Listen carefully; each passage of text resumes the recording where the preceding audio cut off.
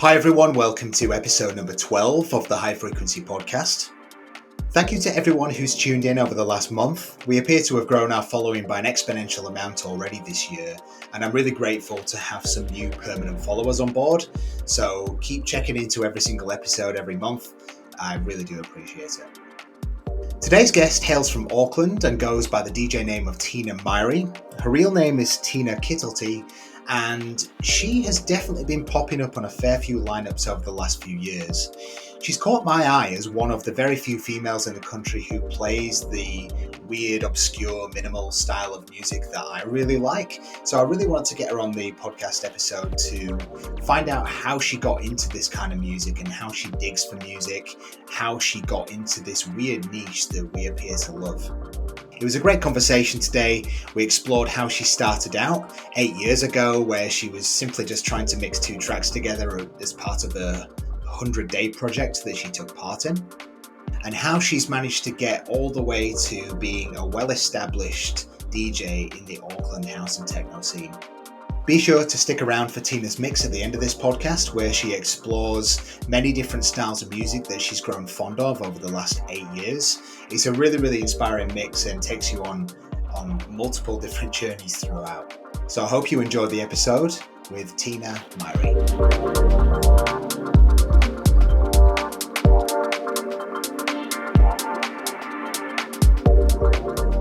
Okay, Tina, welcome to the podcast. Thanks for being here. Thanks for having me. It's I've been kind of spying on you a little bit on Instagram recently, and I noticed that obviously you get quite a few gigs around Auckland, particularly the ones that the promoters and the brands that I'm a fan of, such as Neptuno. The guys that run that are pretty cool. And obviously saw that you play Nestfest on their stage. Was it last year? Last year, Yeah. So you came across my radar shortly after that, and I was kind of looking and seeing the types of music you were influenced in, and I kind of connected a little bit with you. You didn't know this, of course, because social media is weird like that. So yeah, I'm really pleased to have you on the podcast. So thanks for making the time. How's everything going up your end? Yeah, good. Just getting back into the work year. So got a day job as a project manager. Oh, yeah. So kind of getting back into that mode, but also, we're still in festival season. So I'm thinking about that as well. Yeah. So no, it's good. It's a busy time. Yeah, especially for project management. Things start to pick up at this time of year. No, definitely. Trying to get everybody back from holidays and get things into gear again. Yeah, project management was one of those things I really wanted to get into when I was younger, but there was like so many avenues into it. I just got so confused with what to take. I ended up doing that whole, I don't know if you've done it, that Prince 2 qualification. No, I've actually managed to avoid any technical project management qualifications. So it's all I just gravitated to roles that required me to organise and arrange things. So it's just kind of grown from there. So natural skill set then. I think so. Yeah, it's quite ingrained. Yeah. Cool. I like that. That'll be really handy when it comes to preparing for a set. Absolutely. Yeah, definitely. So, Tina, I always try to ask my guests, who are you? A little bit about your history, because half the people that will be listening to this, I think a lot of what people enjoy listening to is having a glimpse into someone else's life and how they got to the position that they're in this weird niche of electronic music, and so that people can kind of relate to it in a way on different levels. So give us a bit of an elevator pitch, as long as you need to. How did you get into this weird niche called electronic music? Yeah, look, I love talking about it because it was such a serendipitous thing that was as surprising to me as anybody else. So it started back in the early 2000s. I was working in IT at the time for a computer networking company and managing this proactive network monitoring center. And on my team was a guy by the name of Matt Mario, who happened to be a DJ and, have his finger on the pulse of Auckland's underground scene. And it wasn't until Facebook kind of popped up a few years later that we kind of got connected on that. And I saw him posting all of these mixes and I was like, oh, well, I knew he used to be a DJ. So they're probably, what are these all about? Give him a listen. And bearing in mind that at the time, so I was listening to top 40 music. I was going to really horrible nightclubs like the Loaded Hog, and really just living a very mainstream existence. And I clicked on these mixes and didn't even realize that they were by local DJs. To me, I just thought they sounded amazing and they could have come from anywhere, by the likes of Matt Drake and Tom McGuinness. And when I saw him, I was like, wow, like I'm really loving those. And he's like, oh, well, I can introduce you to those people. And it coincided with starting to go out in Auckland. And by that point, other friends had kind of introduced me to Ink Bar, which at the time, was really the home of the underground in Auckland scene. And so I got to know these local DJs and just love the music, love the scene, kind of absorbed it for a long time. I wasn't particularly motivated to become a DJ because I thought it was amazing that you could go onto SoundCloud and get these mixes that might be 1, 2, or even longer, multi-hour mixes of music that people who are really passionate about it have spent a long time curating and creating. But somewhere along the way, I kind of got this urge of, well, actually, I'd quite like to give that a go. So from there, I kind of knew that I would need a bit of a structure because I don't enjoy the learning process and that inevitable stage of the learning process where you're just not good at what you're doing because you don't know how to do it yet.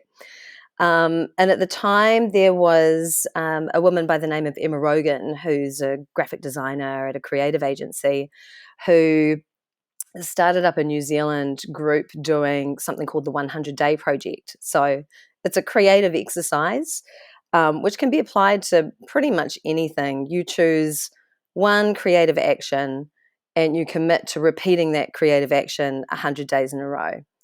So I was like, okay, I'd heard about this before and I love the idea about it. But at the time I first came across it, I didn't really have anything that I felt strongly enough to actually do it myself. And then a couple of years later, this sort of interest in DJing popped up, and she was doing another round of the project. And I was like, okay, let's do this. So I cobbled together a really ramshackle set of equipment. There was a CDJ 1000, there was a CDJ 100, which is like my first CDJ, and a mixer, and started off. Originally, actually, I said I was going to mix 3 songs every day. And then the first few days, it took me so long. I was like, oh, maybe we'll just make it 2. We'll make it 2. And that was kind of how I got started. Yeah. So started off day 0, not knowing very much at all. Got shown some kind of basics about mixing from some people in my life at the time and just practiced. And by the time I got to day 84, I had spent the weekend kind of organizing some songs to play at my friend Matt, who'd introduced me to this music at his birthday party. So I had some music organized and I just sat down and I mixed for half an hour and I recorded it. And then I listened back to it and I was like, oh, that actually worked. There were no clangers and the mixes were kind of well timed. And actually, it's on my SoundCloud page. It's called Day 84. That was the first mix that I ever posted. So that was kind of where it began. And I was very fortunate because I was hanging out in the scene and, knew the people there. Matt Drake ended up asking me to play at a night that he was throwing, do the warm-up set at Ink. And I was like, man, like he hasn't even heard me play. But wasn't going to say no. So I said yes and prepared like I've probably not prepared for a set since then. And that went really well. And from there, just started getting asked to do more and more gigs. So it's just been really surprising because even when I started learning, it had literally never crossed my mind the thought of actually going out and doing this in front of other people. It just really only started as something that I wanted to do myself. Interesting. That's a cool story. I like that 100-day thing. I don't know why I've never heard of that before. It's great. Yeah, it started off at a design school in New York, but it's been done, and so like it just keeps on getting done. And there's another round starting online at the moment, and I was kind of thinking, should I do something else? Because it is great just to kind of get you out of your mental chatter and your resistance because you've made the decision. It's good to keep whatever your action is that you're choosing kind of bite sized so that you can do it, every day. Because 100 days is quite long. So it does, you end up feeling quite relieved when you reach day 100. But it's a really inspiring project. Like when I was doing it, there was an exhibition for everybody that took part, and there were all sorts of things like people doing a 3D render of a word a day, or making some kind of origami pop-up thing, or taking a photo, or writing a poem, or just so many different iterations of it. And when they were asking for, people to participate in the exhibit, I was like, well, I can't hang mine up on the wall, but when you have your opening event, I can come and DJ at the opening event. So I did that. So yeah, I'd highly recommend checking that out. If you want to give yourself a bit of a creative challenge or some structure around learning something new, it's actually a really rewarding thing to do. I love that there was an event at the end of that to kind of almost hold people accountable to. I think that's pretty cool because then obviously you've got this.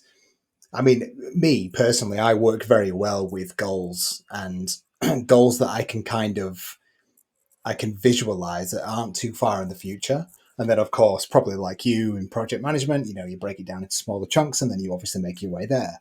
Um, and the 100 days would be that hundred. The 100 days would be that end goal, and then you break it down into every 10-day chunks or something like that. By before you even know it, the 100 days would be up, right? Because it doesn't actually take that long to get there when you break it down into smaller chunks. But I wonder how many people felt the same as you at the end of it, kind of relieved, or I wonder if people just didn't feel like they've been doing it for that long at all, or yeah, I wonder how many people actually started a brand new thing, or whether it's something that they just continued from the past as well. It's quite interesting to think about. Yeah, I know some people that, the structure works really well for them. And so they, like if they're painting, for example, they'll do all sorts of different variations around exercises that you can do over those 100 days. So Mm. there's so much flexibility with it. I really love that you can kind of craft it into something that will lead you to building up the skills that you want to build because the repetitive nature of it, it's that whole learn by doing thing. Just the mere fact of showing up, you Mm. can't help but not improve or learn something, or end up doing something a bit different, and stretching yourself, because that's just what happens when you actually get over the resistance of doing it and turn up and just do the thing. 100% agree. I've had this conversation with a couple of other people on the podcast about production, actually about music production. There's a lot. I know when I look at the demographic of people that listen to this podcast and the people that speak to me on Instagram about the podcast that listen to it, they're generally very new DJs or new producers. They're quite young and they are looking for everything they can get to educate them, essentially. Mm. And the good thing about this podcast that I had the intention with all along is that I wanted to get people on here that are either giving something back to the scene or have a wealth of knowledge, excuse me, in a particular area of music or DJing. Someone who's got the experience that can educate these newer people that are coming through, which has been quite a common theme with my guests. But I think that anyone that's newer to this kind of DJing or production thing, they can take that 100 days and utilize that with whatever they plan to do. I think that's a really, really cool thing. So when was that, by the way? Was that in the last few years It or? was 2014 I did that. Ah, Yeah. okay. Oh, so you've been at this for quite a while then. Yeah, it's been a few years now. So 2014 was when the 100-day project was, and 2015. So it was a little while after. That was when I had my debut at Inc. Cool. Ink Bar's pretty cool. I do know. I know the owner, Andy. Interesting character, but yeah, he's Ink's kind of gone on a bit of a roller coaster, hasn't it, over the last few years? I've seen it kind of be really popular at certain points, and then I've not heard anything from it in a couple of months, years, sometimes. What's it like now? What's the scene like there now? Yeah, oh, look, I think it's been an interesting time for events these last couple of years. Obviously, very disruptive with all of the things that are happening with COVID. And there's been, there's a bunch of new venues that kind of open up as well. So there's probably a bit more competition in terms of where people can have their events, but it's still just a staple and it still keeps on trucking on. And, there's a lot of, I personally find that there's a lot of variety to whatever the event there is, because it's primarily run by whoever's night it is. So that depends on their energy and hugely influenced by the kind of people that those events bring. So I remember one weekend, happened to go there both Friday and Saturday night. So Friday night was actually DJ Pierre coming along. So that was a whole crowd, great night. And then the next night, I think it was a beaten path event, and me and my friend went along, and there was one other person that was there that we'd recognized had been there the night before, and otherwise it was just an entirely different crowd and just felt like an entirely different, space, different feelings. So that just kind of highlighted to me that it's just it's changeable depending on what you actually bring to the place and play there. But I love it. I've got a real soft spot for Ink because after I played that initial gig for Matt Drake, he was actually going through a period of time where he wanted to take a bit of break from playing, but he was still putting on events. So he's like, how would you like to be my resident at my night body jack and play the midnight till 2 a.m. set at Ink every month? And I was like, absolutely. Like, it was such a golden opportunity. And I was still, very green and inexperienced at that point. So it definitely kept me on my toes, suddenly having to, carry that midnight set. But it was just, the best educational experience in terms of actually doing it, seeing how crowds react, it was amazing. So I love Ink. And I haven't played there for quite a while. It's probably been, oh gosh, it's been maybe 2 or 3 years. But I'm playing there this coming weekend on the Sunday before anniversary weekend in Auckland. So I'm really looking forward to getting back in there and playing there again. Cool, cool. I did see you put a little, was it kind of like a voting system thing on your Instagram recently about why people aren't going to events? What was the consensus on that? Look, it wasn't a huge sample size, to be fair. I think maybe 25 people or something responded. But Hmm. the answer that people gave, it was pretty much slightly over 50%. People were saying that finances are the barrier because life is just so expensive at the moment. And then after that, it was kind of, there was a smaller proportion of people that, were either affected by sickness or worried about getting sick. And just the sheer number of things that are going on. So I kind of feel like it's a bit of a perfect storm happening. Not only we've got these big tours coming back through the country again, and they're usually high ticket prices, right? So often people are going to those. That's taking a whack of their spending money, and you might not go to two events on a night or even on a weekend. So that, combined with the fact that we have still had COVID sweeping through and taking bunches of people out, not to mention the after effects of lockdown, where actually some of us realized that it was quite good to get a bit more rest on the weekends, and that perhaps we didn't need to come out and go to things at quite the same pace that we had. I feel like there's a lot of people out there that just naturally um, are going out a bit less than they might have in the past. So I think all of these things added up, and I just noticed that it's been really hard across the board. Amazing events, high quality international DJs, still not getting the turnouts that I feel we would have seen in other times. So I was curious to know kind of why that might be. Yeah, it was a really good question and something that I've generally been pondering over since I moved to New Zealand, to be honest. Um, have you spent any time overseas? Not in the sense of going to music events. No, I have, but I did a student exchange in Switzerland for a year, and yeah, done a bit of traveling, but not since I've you know become interested in music. Okay. I wasn't really alluding to any specific question. I was more so kind of going down the route of I've struggled personally with the amount of people that turn up to events, and whilst it's a good, it's an okay number, and people there generally seem to appreciate the music. I don't think there's the maturity of understanding of music here yet, and I'm not saying that to be condescending because people are getting there pretty quickly at the moment. To be Mm, honest, I think the scene at the moment in New Zealand is growing pretty rapidly. There's obviously factors that you've just listed off that are preventing people from going out and experiencing these events. But I think the maturity of people's understanding of music and appreciation of music needs to be a little bit higher to get those kind of turnouts that international events might do, overseas. yeah. Maybe I'm wrong. I don't know. It is pure speculation, but like you say yourself, there's the whole mental health aspect after COVID, which I don't want to get into a conversation about COVID, but the mental health aspect after that. Finances, yeah, look, I know times are hard, but if music was a priority to you, you would manage your finances in an appropriate manner. You'd make sure that you go out.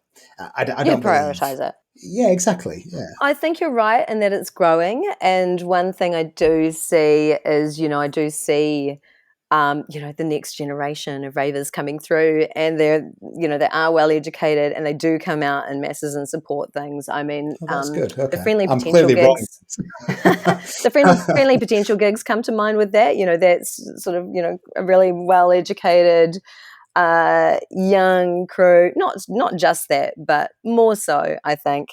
And they just put on catacombs in the town hall, wanting to recreate their kind of dream rave situations, and they bloody pulled it off. Like the turnout for that was amazing, and in the main hall, so that was good to see. Yeah, and then actually, my comment might have sounded a little bit harsh with the whole maturity thing.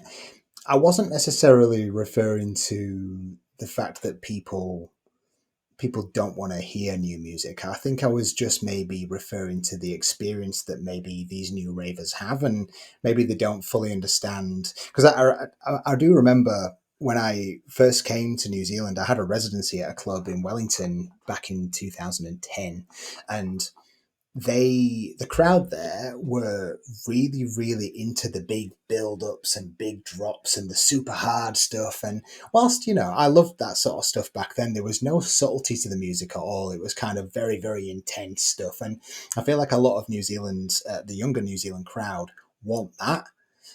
Whilst there's definitely nothing wrong with that, and that's everywhere. Don't get me wrong, but I think it's just my personal taste coming through. The more subtle types of stuff that I really enjoy. And I maybe it's because I've been listening to this stuff for 20 years. I don't know. I don't know what it is, but yeah, like you said before, it's growing rapidly, and it's exciting to see. To be honest, because I think, and I've said this on a previous podcast, I do think we're entering a new wave of electronic music in New Zealand that isn't specifically focused around drum and bass.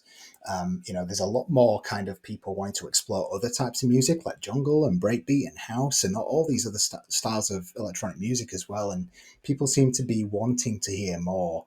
Um, we've got quite a plethora of events to choose from at the moment, like you've obviously witnessed. No, no, we do. I think that's actually one of the other things that's kind of affecting turnouts is that there are so many people that are so passionate about the scene and what they're doing. They're putting on these nights, but they might be on the same night as something else and kind of fragmenting what is already a relatively small audience. And I did actually get a couple of comments back from the poll sort of saying that, you know, it'd be great if promoters could kind of coordinate a little bit more so that you don't have a night that's got three things on one night and then nothing else on the Friday or whatever, or nothing the next weekend, to kind of stagger things through so that people can go to things.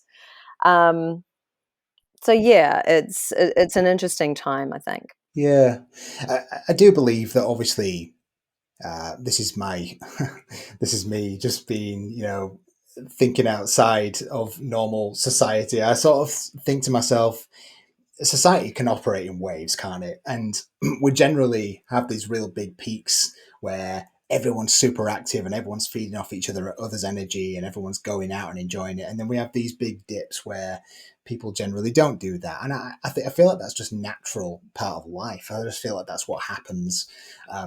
We're just seeing an extreme dip at the moment, and it will come back, and we'll be on top in a couple of years. And I have truth faith in that. I have to, because at the moment Wellington's shocking. Oh my God, we don't even have any clubs in Wellington anymore. I know that's a very sad It's thing. terrible, eh? Although there's something popping up, B Space, some community club. I just seen little flashes of that online, so hoping that that's can help fill that void a bit. Yeah, it's the old. Well, it's basically Club 121. So Right. those guys, I think they ended their lease and they're now renting it out and as an event space. So it's the Ah, exact same space by the same dudes, right. but it's With a for different other model. promoters to come in. Yeah, yeah, yeah. Which I think is Awesome. pretty cool. You know. Oh no, that's good because I really like what they were doing down in Wellington. I got to go down there and play at 121 once before they shut, and it was a great experience. So yeah, they Nice, should continue nice. that. Yeah, yeah. It was pretty cool venue. Yeah.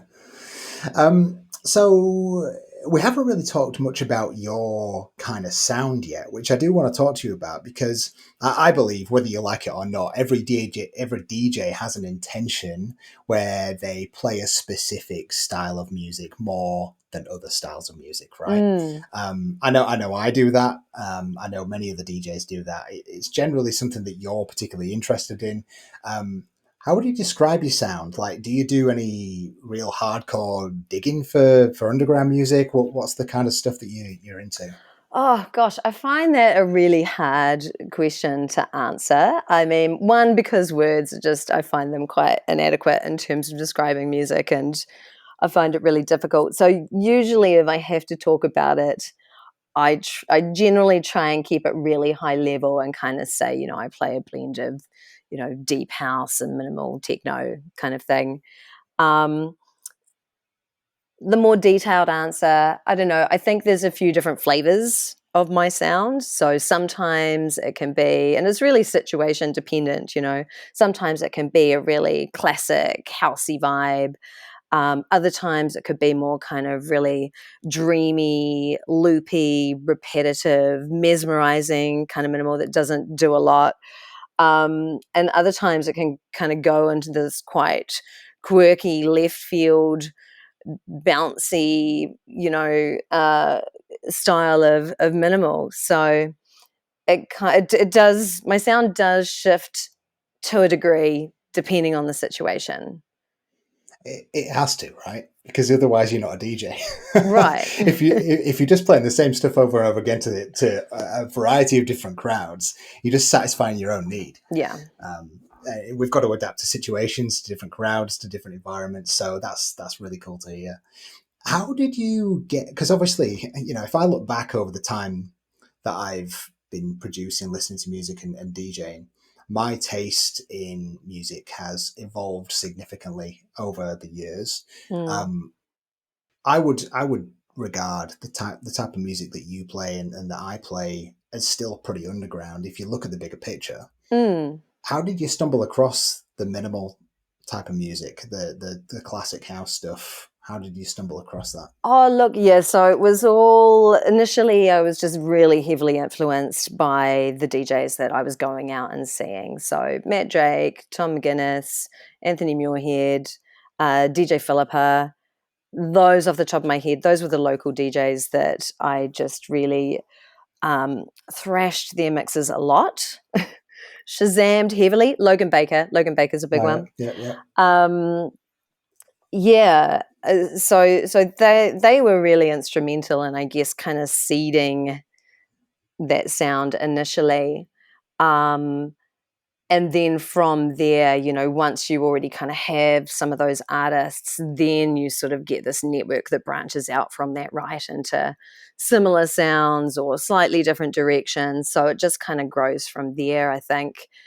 A lot of the music to start with, I found through finding international DJs that I really liked that were doing this for a living, that posted a lot of sets, and again, kind of letting them do the curating to a degree, or that first level of sorting, right?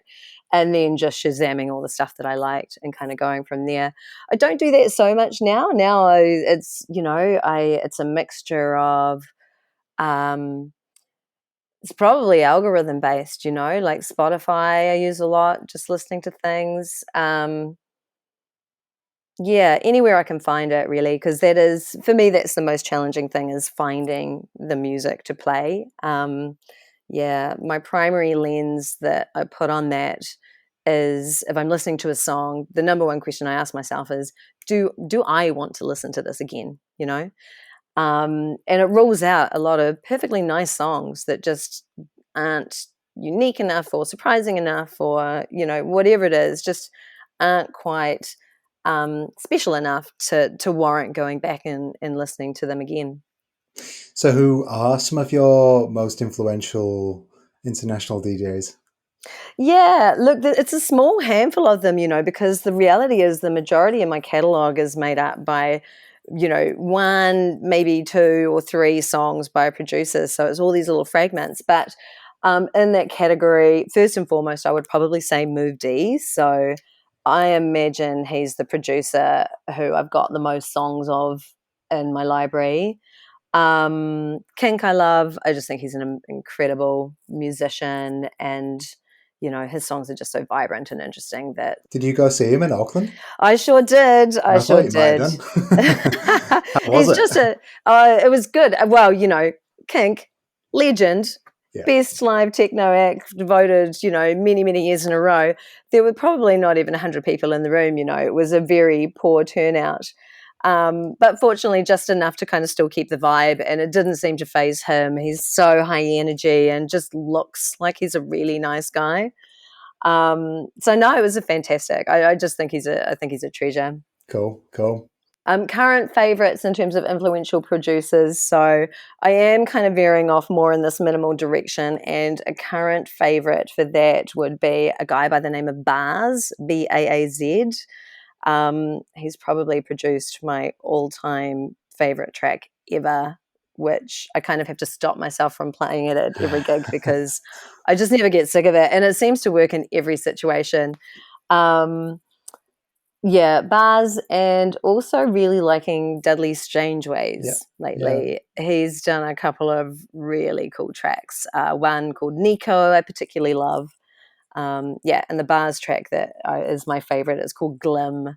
It's got this really kooky vocal on it, and it's dreamy, and one of these loopy, repetitive numbers. And yeah, it's an absolute favorite.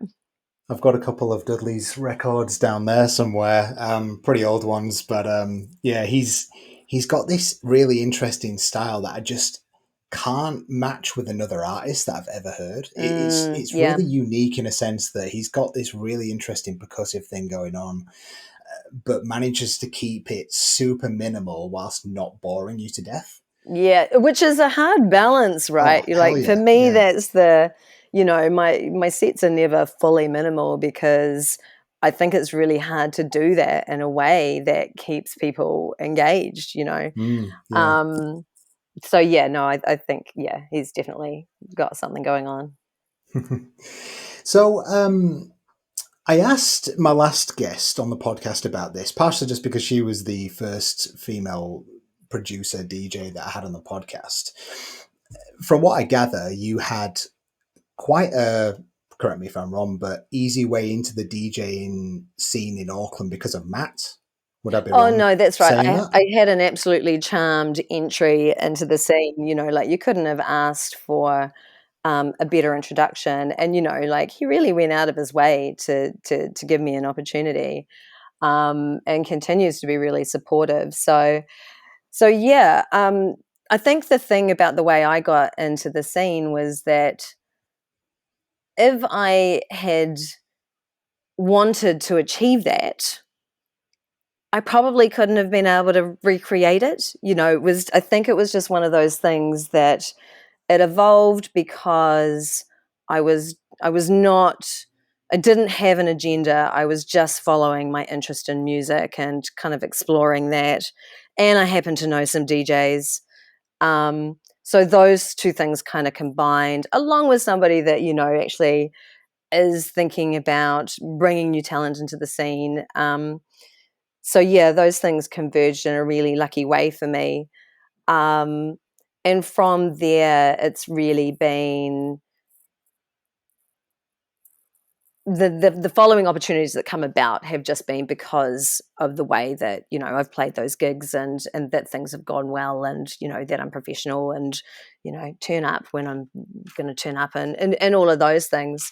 So from that sense, um, there hasn't been a challenge of, you know, being a woman trying to break into the scene. There's definitely that thing about the scene being uh, driven to a large degree by people knowing each other. So there's certainly that as a factor. Um, but once you're in the scene at the moment, you know, if anything, you might find you get some opportunities that you might not have otherwise, because you are a woman, because people are aware of this and they are going out of their way to, you know, try and even up the representation on lineups and things. Um, and that can be challenging because the reality is we do, you know, we have fewer women DJs, so we kinda need to be, you know, bringing the next generation of women DJs through and giving them opportunities to learn how to do it, you know, access to the equipment, um, you know, just some extra measures to get them started, and then, you know, and then the awareness is out there, so it's just about going out and putting yourself forward for it. You know, honestly, I would agree with everything you said there. And this is my personal opinion on this is that, yes, women are completely outnumbered by males in this industry. There's no doubt about that. It's been that way for a long, long time. And I know that there's a small amount of males in the industry and a small amount of, well, a large amount of females that have been trying to change the shape of that. And that's fantastic. And we've started to see the landscape change in that area over the last few years. Yes, it's still not balanced, but in my opinion, based on what you've just said as well, I would believe that women in the industry are in a time are in the perfect time right now to be a DJ or a producer. Why do I believe that? I believe that because there's not as much competition for in the if you're a woman, there's not as much competition. And I do believe that weirdly enough, we've got to this stage, kind of like you said, where people are looking to have a woman on the lineups, which is great. It's fantastic. I'm glad we've got to that space because fuck, why should it always be males? It doesn't make any sense. Um, but you know, there's a plethora of males that don't get booked, and there's a small amount of women in New Zealand in particular, and I see them getting booked pretty frequently, which is amazing. It's going to take a long time for a lot more of that next generation to come through. So the women that are Mm, getting booked right now, lap it up, just absolutely right, enjoy yeah. it, and seriously, just go at it as much as you possibly can, and just boost your career because right now is a perfect time to be a female DJ. I think it's awesome. Have you ever struggled in any situations with promoters because you're a woman, or has that never been a thing for you? No, no, um, not because I'm a woman, no. Sometimes, you know, I might do an event and realize that I'm not really aligned with the way that certain promoters like to run things, you know. The majority of gigs that I do, you know, they are put on by people that I consider friends, and so there's always that sense of I know they're there to support me, and you know that anything I need, they'll help me out.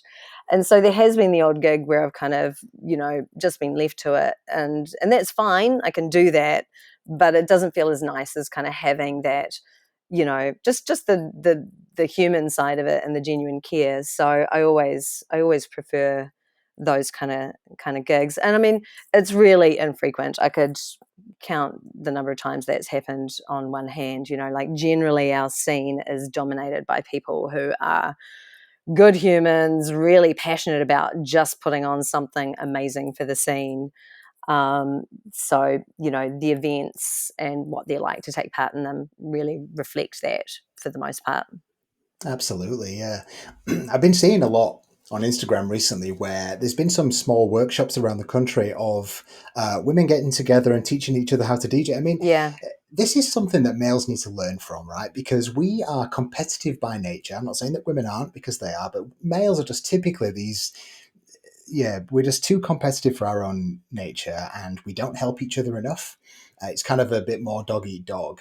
Whilst I see women getting together, doing workshops and helping each other be the best possible DJ they can be on Instagram. And I'm like, this is exactly what we need. Music's meant to be shared. Yeah, and that's what it's going to take, right? To even out the balance. We need to take these extra measures and go out of our way to give people opportunities and encourage them to give it a go. And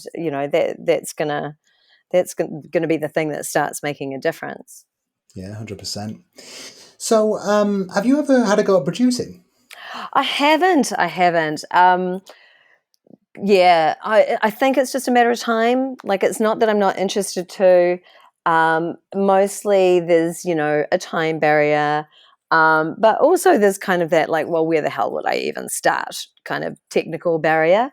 And I have to say that the technical aspect of, setting up computers and configuring things, that's my least favorite aspect of DJing. So I don't know how I'll go with that. But yeah, it's definitely on my radar, definitely something that I do want to give a go. I can relate. I'm not the most technically savvy person on the planet either, and it's not as hard as you think. I was Okay. I was quite intimidated by it initially when I started, and I was kind of like, oh god, I don't really know how to do this, and that. But I mean, as well as I do, everything's on YouTube or Google these days. Like, you Mm, can just get your answer at the click of a button, and you just try it out, and it's done. And it's actually easier than you think. I think the companies that make the software and the hardware and all this type of stuff that we use, they they try and make it as easy as possible and as accessible as possible for people to just start making music within half an hour of getting the parcel, of right. their new gear, Yeah. and they do it pretty well. So you should definitely give it a All right. go. I I do. think you'd be good at it. You've I've got. got like I do have a license for Serato Studio. I just haven't done anything with it. So that's it's on a list on my fridge. Like, download and install that and just give it a go. So yeah, all right. Challenge accepted. I will be more than happy to give you some tips and help if you need it. Oh, thank you. That's very kind. And I know that when I started learning how to produce music, it was um, what I was quite surprised about is how much resource there is online these days in comparison to, let's say, 10 years ago. There's a lot Mm, of tutors online. They're all somewhat cheap. There's platforms you can just log on to and pay a monthly subscription to, and mm, you've got videos galore. Like, you can learn everything that you need to learn, and you don't have to have the continuous membership. You can just pay for a month, learn as much as you can in a month, and then implement it. And that's kind of what I did for the first year. I spent a lot of money on it, but it's worked out for the best because I managed to kind of fast track that learning process just by having all these resources at my fingertips. So yeah. there's plenty out there if you really want to give it a go. Yeah. So Cool. yeah. A couple of final questions. So obviously you're playing a lot of gigs at the moment, which is fantastic to see, and I love that. I love that I keep seeing your name pop up, and I'm like, yes, it's great to have a female on the roster that's playing good minimal music because there's no one else that I can see that are doing that in this country, at least anyway. Unless I'm wrong. Do you know No, someone no, else? no. I've had, like, I've been asked to play gigs for some point, and they're like, and I can't do it, and they're like, "What? Like, can you recommend another woman that plays like you?" And I'm like, "No." I don't think there, like, I don't think there is, especially, like, in that minimal vein specifically. I'm talking about. Yeah, it does seem to be rare. Um, yeah, so it's nice to do it. There's a girl. Oh, Amy Jean. Have you heard of her before? Oh, Amy Jean is amazing. I was sorry to not be based in Wellington because I saw her doing all these gigs at 121, and I've only heard her play once and maybe a couple of mixes of hers, but I think she's got a really great ear, and I would love to hear what she's playing. Yeah, so I've only seen her once, and I've listened to a couple of her mixes. But I tried to get her on the podcast actually, but I think potentially she might be going down the more ambient route with her music as opposed to minimal and house. But she's definitely into that kind of, or she was into that acid house type stuff, from what I gathered. But yeah, awesome DJ. Yeah, just totally underrated. Um, On that though, obviously you're playing lots of gigs. How do you have like a preparation technique for your gigs? Do you get sort of nervous about playing these days? You've been doing it for so long. Yeah, no, I've definitely got a process that I use to get organized, and it draws on my project management kind of administration skills.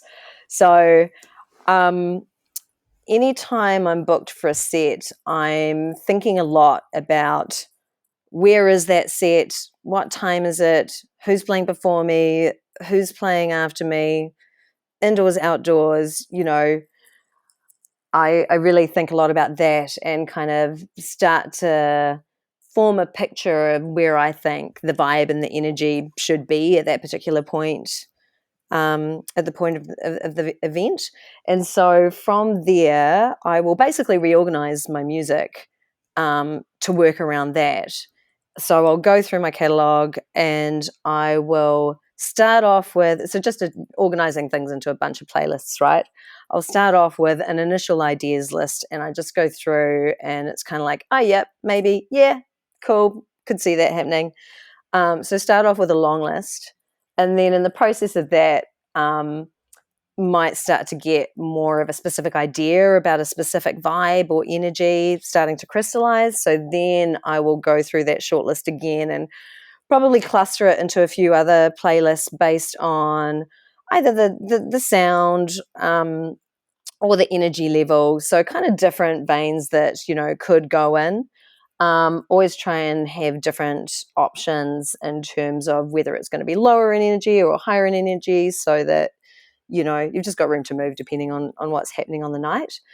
And then I'll go through and I'll think about, I never plan a set, so I never know what's going to happen until it actually happens, but I'm prepared. And really I'll think about what song do I think I'm going to start off with. So I have a playlist for possible first tracks.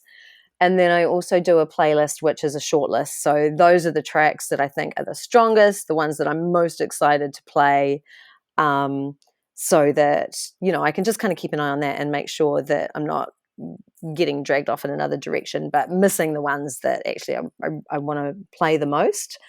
So that's kind of the way that I do it. And that kind of works for me. I'm not really one of these people that can kind of just play off the cuff with my collection. I can't in the moment think of, oh yeah, like this track's got a kind of a similar vibe to this track and that would work really well. I sort of need to do a bit of that preparation ahead of time. Um, so yeah, that's what I do. And in terms of nerves, yeah, I think I do still get nervous. I'm starting to get a bit more of a handle on it. And one of the things that is quite interesting to me is that I actually don't think I would have been able to say yes when I was asked to play if I hadn't already gotten over my fear of being up in front of a room full of people. Mm. And where I'd done that, I used to work for Les Mills International. So they franchise all of the Les Mills fitness classes around the world. And I was just an admin there, but used to do the classes and loved the classes and got inspired to go, could I maybe teach this body balance class, which is their yoga class set to music that I really loved. Um, and at the time, that was a really big stretch for me. I was pretty shy. I was not one to kind of, want to draw attention to myself. But I just loved the material so much. And I was lucky I knew the training manager and I ran it past her and she said, yeah, you should totally do it. You'd love it. You'd be great at it. You'd never regret it. So yeah, I became an instructor and, part of the training, and they do it really well, is they desensitize you to being up in front of a room full of people. So the first time you teach a class, you're not even saying anything. Somebody else is teaching the class, but you're just up on stage doing the class on stage. And then you'll teach one track and, just kind of building it up until finally you're doing a class on your own. So when it came to the DJing, I kind of recognized it was a similar thing. Basically, you need to make peace with the fact that at some point, sooner or later, you're going to forget what you're doing. There's going to be a flub. You won't love that, but no one's going to be as upset about it as you are, and people will move on. No one will die.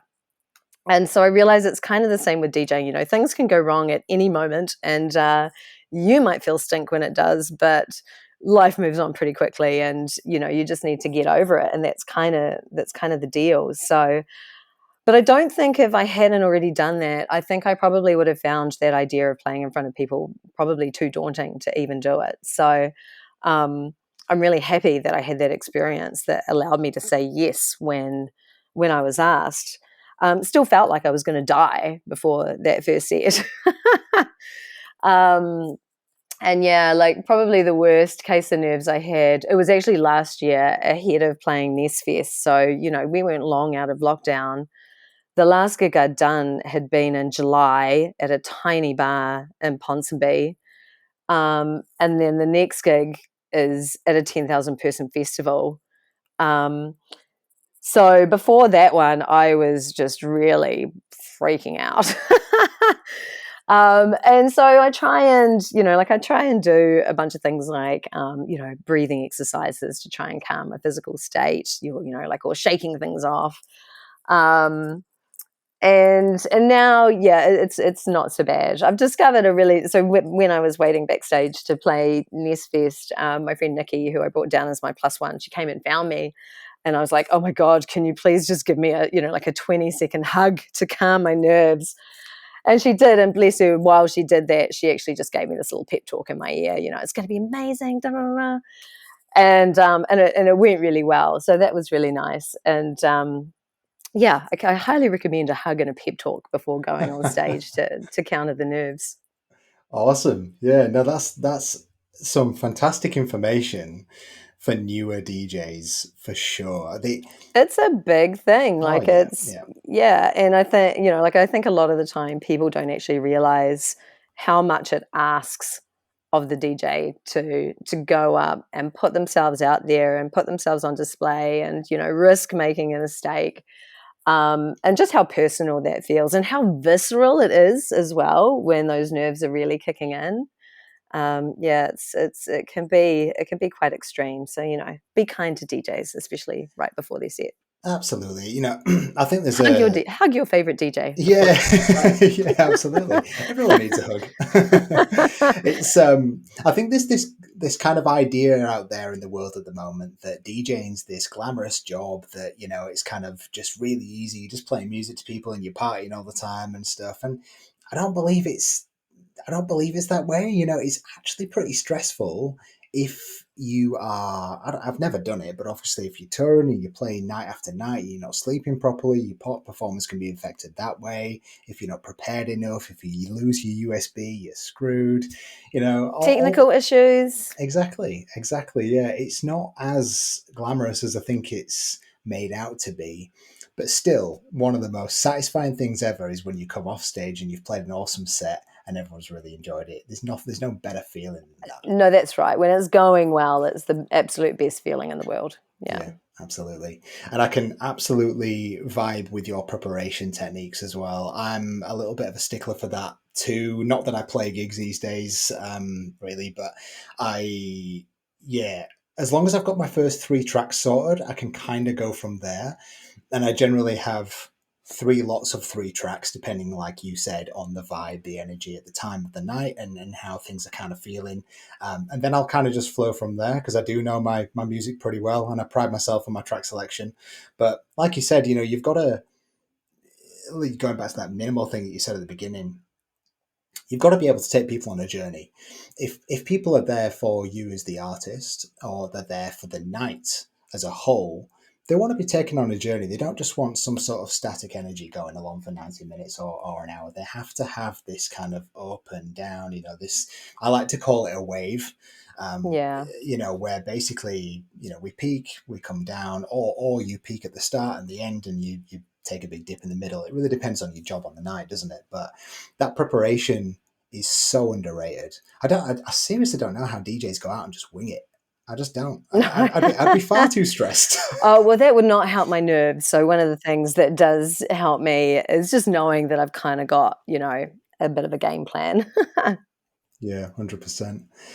I think we'll wrap it up there, Tina. I've asked all my questions that I wanted to ask. I'm really, really. That was a really nice conversation. It was really nice to hear about your entry into the scene in Auckland and obviously how you value going to gigs and making sure that you make those connections with people as well, and not simply just relying on social media. I think that might be maybe that's the age that we are. Potentially maybe we're a little bit more experienced, that we know that the interaction with human beings is far more valuable than a message on Instagram will ever be. Mm. If there's any advice that you could give to a newer DJ, what would it be? Well, definitely support the events that you would ultimately like to play, and take every opportunity that you can. Play house parties. Yeah, just do it. Yeah, I agree. Supporting the events is a really important thing. It's really difficult down here in Wellington because we don't have a lot, and I can't get to Auckland a lot to support those events. Because if I was based in Auckland, I'd be there all week. I'd be there every weekend, but it's so difficult. So yeah, anyone in Auckland, go along to the shows. Just make sure that you're making the connections and make sure that you are showing your interest in playing if you want to play, because it's really important. So finally, Tina, what are your upcoming gigs? Where can we see you? Yeah, well, it's a busy weekend this weekend. So playing at Inc on the Sunday. So that's the night that Fatboy Slim's playing, and it's before Anniversary Day on the Monday. So it's a Sunday that's basically a Saturday kind of thing. And so that's with the Lo-Fi crew. So that's Matt Drake, who gave me my big break, and Owen Evans. And, they're just always great parties. So looking forward to that. And then also got a gig on, I think Saturday night. So the Sash parties from Sydney are launching in Auckland, and they're doing a day party with Chris Stussy. And I'm going to be playing the after party with the Sash founder, Kerry Wallace, at Oh, Everybody's really? after that. Yeah. Holy shit. How did you So manage to get that? networking. So Do that tell was your secrets. that one was actually networking. So that was through the Hmm. Collect House guys. They had posted on one of these Facebook groups wanting recommendations for, I can't remember if that was specifically for women DJs. I have a feeling it might have been. Hmm. And so kind of got in touch with them over that. So I got asked to do that. So that was awesome. And then apart from that, we're still in the thick of festival season. So Waitangi weekend, I'll be down at Taniwha's Den out of Martinborough. And then the following weekend is one of my all-time favourite festivals. So that's Shipwrecked Festival up at Tiarai. And we'll have a nice little vibe going on in the Janky Mermaid, which is the stage that's the little boat chalked up on land. I'm playing after one of my favourite local DJs, Simon Flower, and before A-Rocks, who I think you've had I on your have indeed. podcast. Yeah, Yeah. he's a good guy. He's yeah, definitely a creative beast when he wants to be with his music production. Yes, absolutely. Yeah, cool. Awesome. Okay, well that's definitely a lineup for the next couple of months. So everyone that's listening, you've got to catch Tina somewhere because she's highly rated, and I definitely need to see you play one day as well. That's for sure. So yeah. So last but not least, Tina, what do you have planned for the mix that you've done for us today? Well, I thought it would be good to have this conversation first and kind of see what popped up. So odds are good that it's going to feature some Baaz and some Dudley Strangeways. Awesome. Well, I'm really looking forward to listening to it, and I will chuck all your social media links in the description below. And yeah, go follow Tina on Instagram for all her upcoming gigs, and go over to her SoundCloud and listen to Day Day. 84, day 84. Look, it's probably not my best work, but I think it's still okay. I think it can stay there for a little bit longer. We'll put it this way: if people have time, they can listen to Day 84, and then they can listen to you set at Shipwrecks, Yeah. and then we'll compare the two. Yeah. Okay, everyone, enjoy the mix by Tina.